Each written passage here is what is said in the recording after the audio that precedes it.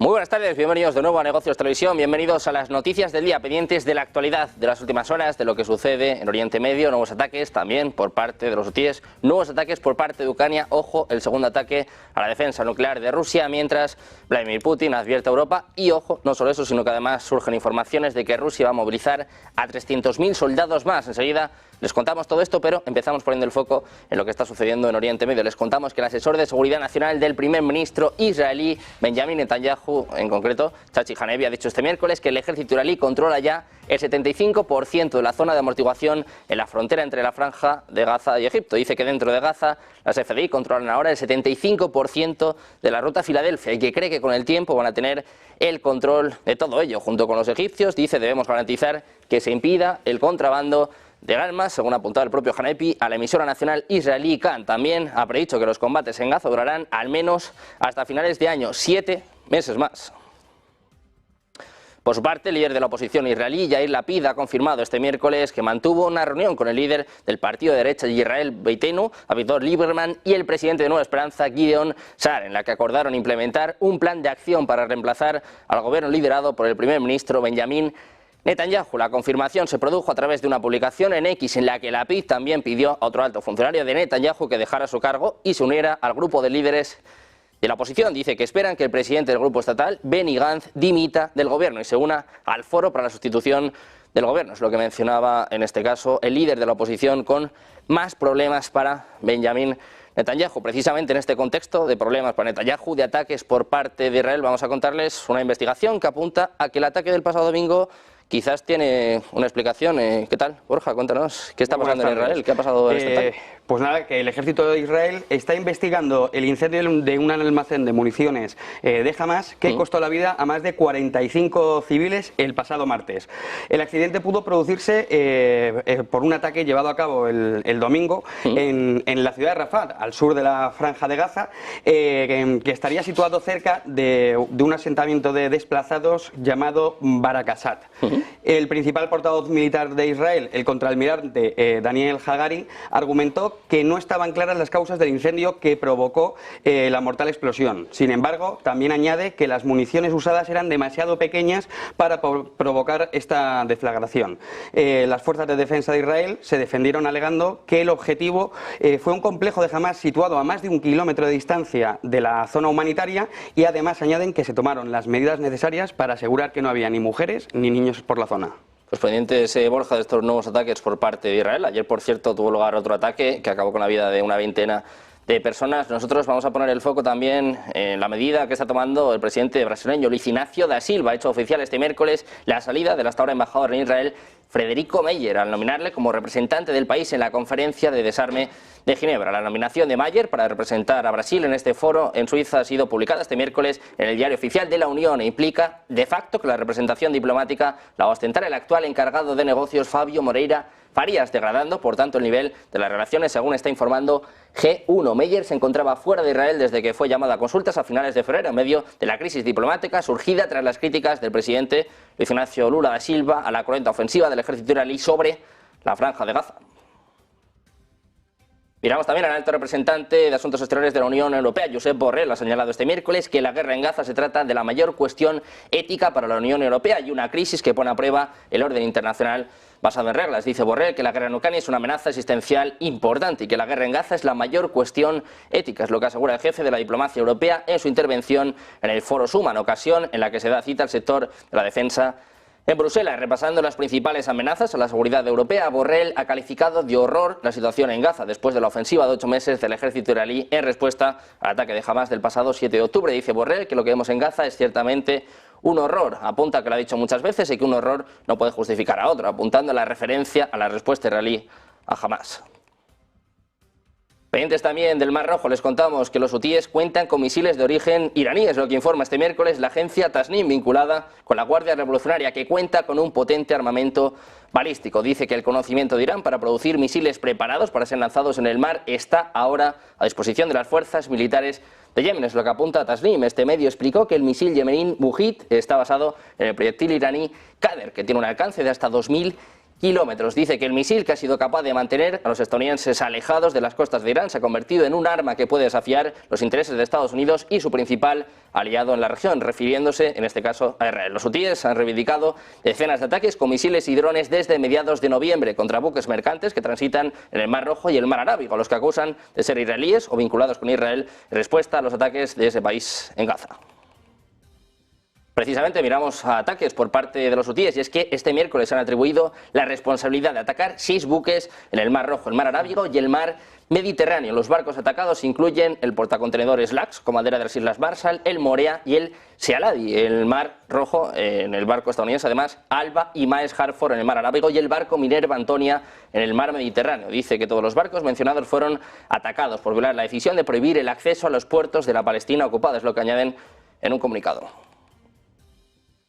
Miramos también a Corea del Norte, y es que después de que Pyongyang amenazara con responder al envío de propaganda contraria al régimen por parte de activistas desde el sur, los globos empezaron a detectar a última hora del martes, cuando el ejército comenzó a divisar objetos voladores no identificados en las zonas fronterizas de las provincias surcoreanas de Gyeonggi y Gangwon, según informa el Estado Mayor Conjunto. Muchos de los globos no han caído aún, pero los que sí lo han hecho contienen basura y mugre, según un comunicado del JCS, que ha hallado lo que cree que son temporizadores incorporados a los globos para hacerlos estallar. Los globos han caído de momento en distintas localidades, como les decíamos, de Gyeonggi y Gangwon, pero también en el distrito de Guro, en Seúl, o en la céntrica provincia de Chungcheon, en el sur, zonas que están más alejadas de la frontera intercoreana. Pendientes también de la actualidad española, miramos a más problemas ahora para el presidente español, para Pedro Sánchez, sobre todo para su esposa Begoña Gómez. Cuéntanos, Borja, ¿qué está sucediendo? Pues Nuevos problemas para Sánchez. Un nuevo golpe al Partido Socialista, ya que la Audiencia Nacional ha avalado este miércoles la investigación judicial a Begoña Gómez. Sin embargo, advierte que la investigación debe limitarse a la presunta mediación de la esposa del presidente del Gobierno, Pedro Sánchez, para la adjudicación de contratos a la empresa de Carlos Barrabés. Sin embargo, la Audiencia Nacional descarta que se deba investigar su relación en el rescate del Gobierno a Globalia, al considerar que se trata de simples conjeturas. Entre las diligencias acordadas, el juez ha llamado a declarar el próximo 7 de junio al empresario Juan Carlos Barrabés, profesor del máster que codirigía la esposa del presidente. Curioso, cuanto menos lo que está pasando con la esposa de Pedro Sánchez. Y además, ojo, porque seguimos mirando a España y les vamos a contar un nuevo frente, un nuevo conflicto diplomático, un nuevo ataque del PSOE a un dirigente internacional. Después de la polémica con el presidente argentino, Javier Milei, también la polémica que ha habido con Israel durante los últimos días. En esta ocasión le ha tocado a la primera ministra italiana, Giorgia Meloni. Ha sido el blanco de las críticas en plena campaña electoral para las elecciones del 9 de junio. En un vídeo compartido en redes sociales este martes, tiene que se ha conocido, como estaba contando nuestro compañero Borja, que Begoña Gómez está formalmente investigada desde la apertura de diligencias el pasado mes de abril. Los socialistas identifican a la política italiana con el dictador Benito Mussolini. En un vídeo en sus redes sociales critican el blancamiento de Feijóo y además asegura que el líder de los populares va a pactar con la dirigente italiana, quien asegura proviene de movimientos que adoran al dictador Mussolini. Para evidenciarlo, el vídeo comparte imágenes del pasado en enero, cuando cientos de personas realizaron una concentración en Roma, en la que se produjeron todo tipo de gestos. Dice que Meloni sale de aquí, de este movimiento que adora al dictador Mussolini. Es lo que dice textualmente este vídeo, para contraponerlo acto seguido con declaraciones de Feijóo en las que defiende el papel de la primera ministra italiana. Nuevo frente para Sánchez, nuevo frente para España. Si tenemos poco con Israel, con Argentina, ahora nos metemos con Italia. Miramos también en Europa. Les contamos que la Policía Judicial Federal de Bruselas ha registrado este miércoles las oficinas de un empleado del Parlamento Europeo en Bruselas y su residencia en el suburbio bruselense de Schaerbeek. Las autoridades judiciales francesas han allanado la oficina del empleado del Parlamento Europeo en Estrasburgo. La Fiscalía Federal de Bélgica dijo que los registros se llevaron a cabo como parte de un caso de interferencia, corrupción pasiva y pertenencia a una organización criminal que se relaciona con indicios de interferencia rusa. El fiscal dijo que los miembros del Parlamento Europeo fueron contactados y pagados para promover la propaganda rusa a través de La Voz de Europa, un medio de comunicación sancionado por la Unión Europea a principios de esta semana. El fiscal añadió que hay indicios de que el empleado, cuyas oficinas fueron registradas hoy, jugó un papel importante en esto. Miramos también de nuevo Europa, ponemos el foco más bien en Francia. El presidente francés Emmanuel Macron abre la veda, da luz verde a Ucrania, dice que Francia da luz verde a Ucrania para que ataque territorio ruso con sus armas. Escuchamos a Macron. On explique aux Ukrainiens qu'il va falloir protéger ces villes et au fond tout ce qu'on voit en ce moment autour de Kharkiv. Si on leur dit vous n'avez pas le droit d'atteindre le point d'où sont tirés les missiles. En fait, on leur dit, on vous livre des armes, mais vous ne pouvez pas vous défendre. Donc nous, on reste exactement dans le même cadre. On pense qu'on doit leur permettre de neutraliser les sites militaires d'où sont tirés les missiles, et au fond, les sites militaires depuis lesquels l'Ukraine est agressée. Mais on ne doit pas permettre de toucher d'autres cibles en Russie, et évidemment des capacités civiles ou d'autres cibles militaires.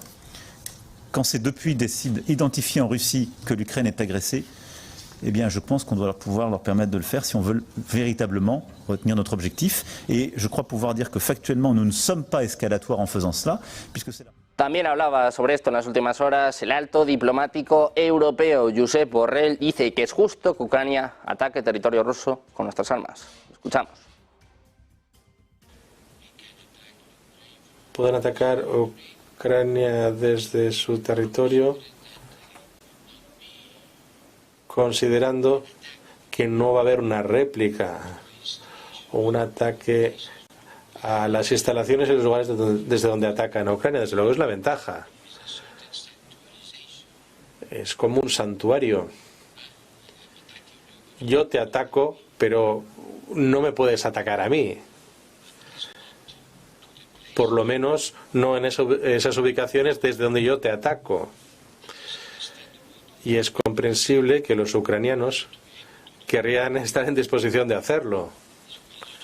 Mientras tanto, en Estados Unidos, el secretario de Estado estadounidense, Antony Blinken, ha aterrizado, como veían hace apenas unos minutos, en Chisinau, en la capital moldava, la primera escala de una breve gira por Europa que está destinada a solidificar el apoyo occidental a Ucrania entre los aliados de la OTAN y los países vecinos. Este viaje se produce mientras Ucrania intenta defenderse de los ataques rusos, sobre todo en Kharkov, y mientras el presidente ruso advierte de que permitir que Kiev utilice armas occidentales puede desencadenar un conflicto global. Miramos también al secretario general de la OTAN, Jens Stoltenberg. Volvió a hablar sobre la misma cuestión. Dice que después de varios años de guerra, después de los avances que están teniendo lugar en el campo de batalla por parte de Rusia, es el momento de levantar restricciones. Dice Stoltenberg que hay que permitir que Ucrania ataque territorio ruso. Escuchamos. And the right of self-defense includes also striking targets outside Ukraine, legitimate military targets inside Russia. And this is in particular relevant now because the most heavy fighting is now taking place in the Kharkiv region, close to the Ukrainian-Russian border, and in part the border is actually the front line. And therefore, of course, it will be very hard and difficult for the Ukrainians to defend themselves if they cannot hit military targets just on the other side of the...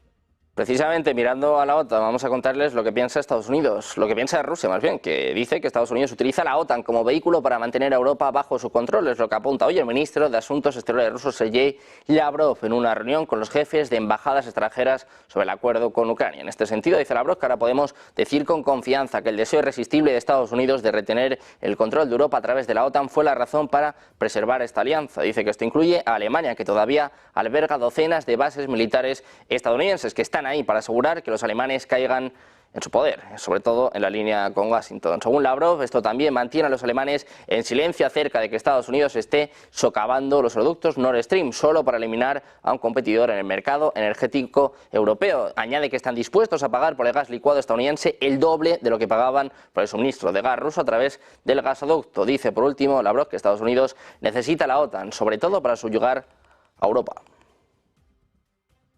Miramos también precisamente a la Casa Blanca, que planea anunciar este miércoles nuevas medidas para apoyar el desarrollo de nuevas plantas de energía nuclear en Estados Unidos, una gran fuente potencial de electricidad libre de carbono que el gobierno dice es necesaria para combatir el cambio climático. La agencia Reuters está hablando en los últimos minutos sobre esta información, hablando de un conjunto de acciones que no se informaron anteriormente y que tienen como objetivo ayudar a la industria de la energía nuclear a combatir los crecientes costes de seguridad y la competencia de plantas más baratas alimentadas por gas natural, energía eólica y solar. Miramos también ahora a Alemania. El canciller alemán Olaf Scholz, que ojo, está reculando. Dijo que Alemania no va a prohibir los ataques ucranianos contra objetivos militares rusos. Afirmó que Ucrania tiene permiso para defenderse. El canciller alemán Olaf Scholz y el presidente francés Emmanuel Macron mostraron su apoyo conjunto a Ucrania durante un Consejo Franco-Alemán de Defensa y Seguridad celebrado este martes en Meseberg. Si bien el canciller alemán se había mostrado firme en cuanto a que Ucrania no utilizara armas occidentales para atacar objetivos rusos, ha dado un paso en dirección contraria, es decir, en dirección a Macron, en el tercer y último día de la histórica visita de Estado del presidente francés a Alemania. Ambos líderes dejaron de lado sus desacuerdos y llegaron a acuerdos sobre el divisivo tema de la defensa de la Unión Europea. El canciller alemán también ha sido más abierto en términos de ayuda militar a Ucrania, diciendo que a Kiev se le debe permitir atacar sitios militares dentro de Rusia, pero no otros objetivos. Un punto de inflexión para Berlín, ya que el canciller se ha mostrado muy reacio a permitir que Ucrania atacara a través de la frontera por temor a que pueda conducir a un conflicto directo con Rusia. Miramos ahora a Estonia, que dice que aún no se espera una decisión general de los países de la Unión Europea sobre el envío de personal militar a Ucrania, ya que apunta que algunos miembros están en contra. Es lo que decía el ministro de Defensa estonio. Dice que está claro que al menos por el momento no habrá una decisión conjunta de la Unión Europea sobre este tema, que hay varios países que están en contra. Es lo que cita el portal de radio y televisión estatal ERR. Francia, dice, ha firmado el primer acuerdo de demostración con los ucranianos, según el cual el ejército francés irá a Ucrania para comprobar si es posible entrenar a los ucranianos allí. Cuando el panorama se aclare, finalmente podremos tomar una decisión. Es lo que apuntaba el ministro de Defensa estonia. Anteriormente, la AFP, citando al Departamento Militar francés, informó que París estaba estudiando la opción de enviar sus instructores a Ucrania. Según sus palabras, los jefes de los departamentos de defensa de Francia y Ucrania, Sebastián Lecornu y Rustem Umerov, no tocaron este tema durante una conversación telefónica el 27 de mayo. Pendientes de más noticias, más actualidad, más ayuda a Ucrania por parte de Suecia, movilización masiva por parte de Rusia, un ataque de Ucrania a la defensa nuclear. Hacemos una pausa, 2 minutos y enseguida volvemos con todo en Negocios Televisión.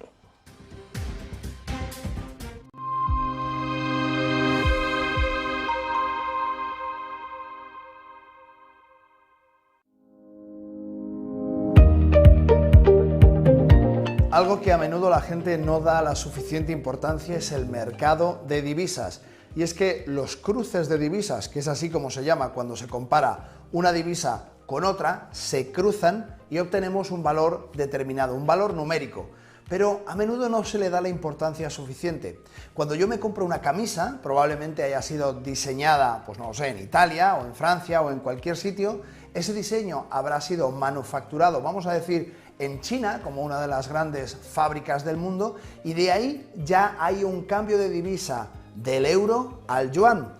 Una vez que haya sido facturada, probablemente haya un distribuidor por el medio que la envíe, vamos a decir, a Malasia como centro de distribución. De ahí, de nuevo, habrá un cambio de divisa. E imaginad que esta camisa ahora se va a vender, pues no lo sé, en Estados Unidos, y habrá un siguiente cambio de divisa.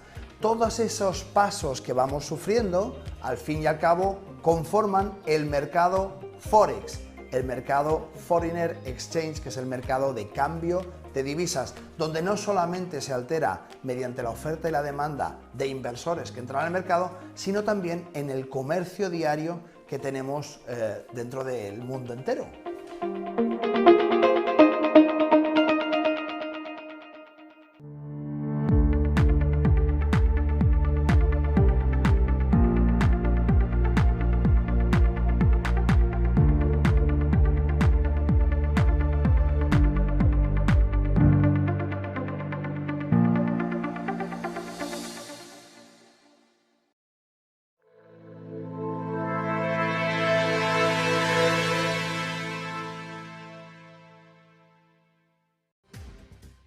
Ya de vuelta a Negocios Televisión, pendientes de la actualidad de las últimas horas de nuevas ayudas a Ucrania. Les contamos que Suecia va a donar 2 aviones de mando y vigilancia por radar a Ucrania para reforzar sus defensas en la guerra con Rusia. Es lo que apunta el gobierno sueco este miércoles como parte de su mayor paquete de ayuda a Ucrania hasta el momento, valorado en unos 13.300 millones de coronas suecas, unos 1.300 millones de dólares. El avión Saab Airborne Surveillance and Control 890 permite una identificación más sencilla de objetivos de largo alcance y va a ayudar a Ucrania con la introducción planificada de aviones de combate F-16 donados por otros países occidentales, como es el caso de Bélgica.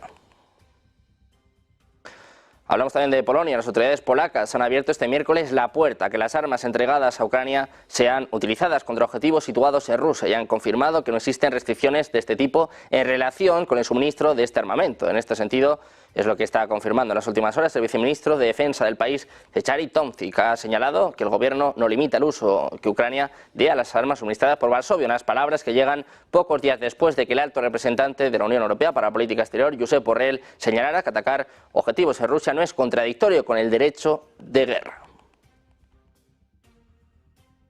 Pendientes de Polonia, de nuevas ayudas a Ucrania, nuevas autorizaciones, miramos a la respuesta de Rusia. El Kremlin dice que está al tanto de la declaración del viceministro de Defensa polaco de que Varsovia permite a Kiev utilizar armas que suministró para atacar instalaciones rusas. Es lo que apuntaba a los periodistas el portavoz del Kremlin, Dmitry Peskov. Dice literalmente que han visto esta declaración, pero que de todos modos esto era bastante obvio. Incluso antes de eso no había ningún secreto a este respecto. Según el portavoz, Rusia ya ha hablado en repetidas ocasiones sobre su reacción en caso de que Kiev utilice armas occidentales para atacar su territorio. Dice literalmente, hemos hablado repetidamente de esto. Además, el presidente ruso, Vladimir Putin, respondió ayer a esta pregunta mientras hablaba con los periodistas en Uzbekistán.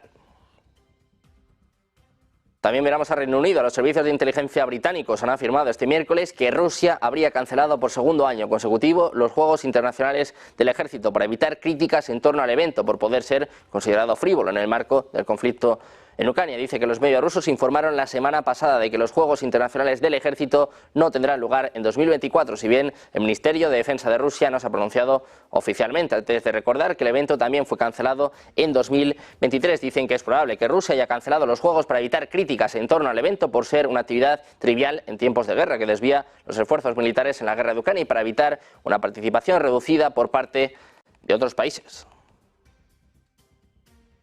Hablamos también, en este caso, del expresidente estadounidense, de Donald Trump. Durante una reunión con sus donantes de campaña ha dicho que habría bombardeado Moscú y Pekín. Es lo que escribe The Washington Post. La publicación escribe que Trump habla a menudo de política exterior, eventos de recaudación de fondos. En uno de estos se afirma que el propio Trump sugirió que habría bombardeado Moscú y Beijing si Rusia hubiera invadido Ucrania o China hubiera ocupado Taiwán bajo su presidencia. Washington Post señala que el expresidente de Estados Unidos sorprendió a algunos donantes con estas palabras.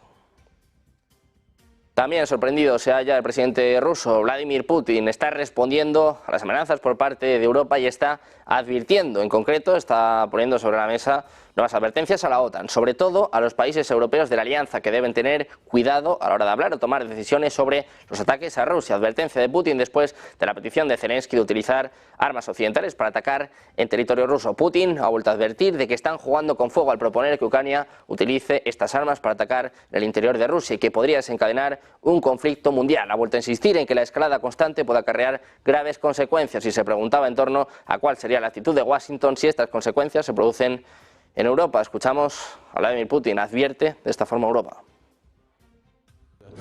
Своего творчества. То же самое может случиться и в случае применения высокоточного оружия большой дальности, о котором вы спросили. Ну и вообще эта постоянная эскалация может привести к серьезным последствиям. Если эти серьезные последствия будут наступать в Европе, как поведут себя Соединенные Штаты, имея в виду наш паритет в сфере стратегических вооружений? Трудно сказать. Они хотят глобального конфликта. Мне кажется, они хотели договариваться в сфере стратегических вооружений. Но что-то мы не видим большого желания это делать. Разговоры на этот счет есть, а большого желания мы как бы не видим. Y mirando las palabras del presidente ruso Vladimir Putin, ponemos el foco en una nueva ola de movilización militar obligatoria que sobrevuela a Rusia en estos momentos. Al parecer, la caída cada vez mayor en el número de voluntarios dispuestos a ir a esta guerra habría provocado que mandos del ejército ruso hayan llegado a reclamar una movilización de 500.000 hombres adicionales. La agencia Reuters está hablando de esta cuestión y finalmente todo apunta a que van a ser 300.000 después de haberse confirmado por 4 fuentes cercanas a la oficina presidencial y al Ministerio de Defensa. Es necesario recordar que desde el inicio de esta guerra Rusia no movilizaba a su población para ir a la guerra, una movilización que provocó la huida de decenas de miles de personas cuando fue anunciada por Putin. El ministro de Defensa, Rustem Umerov, ha confirmado, el ministro de Defensa ucraniano confirma que se habían actualizado los registros militares de 1,2 millones de hombres con el fin de ayudar al reclutamiento de soldados. Reuters anuncia una nueva movilización por parte de Rusia, también en palabras del militar ucraniano que habla sobre todo de la frontera con Kharkov, de una nueva ofensiva, la llamada ofensiva de verano por parte de Rusia, que podría contar con 300.000 soldados más. Mientras tanto, el ministro de Asuntos Exteriores ruso, Sergei Lavrov, llama de este miércoles a los países pertenecientes al llamado Sur Global a que no participen en la cumbre sobre la paz en Ucrania que se va a celebrar en Suiza los días 15 y 16 de junio. Lavrov también ha señalado que el enfrentamiento ha adquirido una proyección global, ya que Occidente está involucrando en él a los países de la mayoría mundial, intentando limitar su interacción con Rusia. El ministro llamó a no sucumbir a las presiones de Estados Unidos y sus satélites y rechazar la invitación a participar en esta cumbre de la paz. Es lo que dice el ministerio en un comunicado después de la participación de Lavrov en la mesa redonda de la Academia Diplomática dedicada a la crisis ucraniana. Además, el máximo diplomático ruso afirma que la conferencia de paz suiza no busca considerar formas de resolver el conflicto, sino imponer un ultimátum a Rusia. Hablamos también de Ucrania, nuevos ataques, ataque a la defensa nuclear de Rusia. Ojo, porque Bloomberg apunta que Ucrania ha dicho que ataca un sistema ruso de radar de alerta temprana antimisiles por segunda vez en una semana, utilizando drones para atacar sitios cada vez más alejados de su frontera en un intento de perturbar la maquinaria de guerra del Kremlin y sacudir la sensación de seguridad de la nación. Ojo, porque todo esto también puede activar la doctrina nuclear por parte de Rusia. Este dron impactó el domingo contra el sistema de monitoreo en Ors, en la región rusa de Orenburg, según dijo un funcionario de la inteligencia militar de Ucrania que pidió no ser identificado. La ciudad está a unos 1.800 kilómetros al este de Ucrania, cerca de la frontera con Kazajistán, en Asia Central. No está claro qué daño causó este ataque, si es que hubo alguno, según decía el funcionario. Ucrania ha estado utilizando sus drones durante meses para atacar depósitos de petróleo y refinerías rusas, buscando dañar la industria más rentable de Moscú y socavar la confianza en la capacidad del presidente ruso, Vladimir Putin, para proteger al país. Kiev también ha atacado barcos de guerra cerca de Crimea, Mar Negro. Rusia no ha hecho comentarios oficiales sobre este